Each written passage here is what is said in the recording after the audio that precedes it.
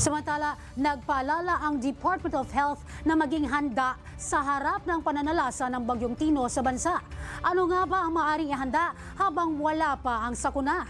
Alamin natin sa ulat ni Sofia Potenciano, una sa balita. Sa panahon ng sakuna at kalamidad, mabuti nang maging handa para masiguro ang kaligtasan ng ating sarili at pamilya. At isang paraan nga ay ang paghahanda ng emergency go bag. Pero ano nga ba ang dapat na nilalaman nito?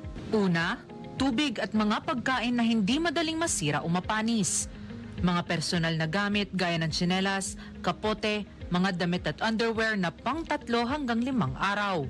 Toiletries gaya ng sabon, shampoo, toothbrush at toothpaste, wipes at tissue at sanitary pads. Mahalaga rin na magdala ng first aid kit na may alcohol o sanitizers, bandage at band-aid, mahalagang gamot at ointment para sa sugat. Maghanda rin ng survival kit na may flashlight, posporo o lighter, pocket knife, whistle, pandikit at lubid. Maaari ring magdagdag ng mga kagamitan gaya ng insect repellent, can opener, charger, power bank, extension cord, battery-operated radio at kumot o balabal. Huwag nang hintayin ang sakuna.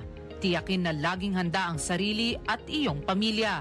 Nauuna sa mga balitang totoo at laging bago. Sofia Potenciano, alauna sa balita, Congress TV.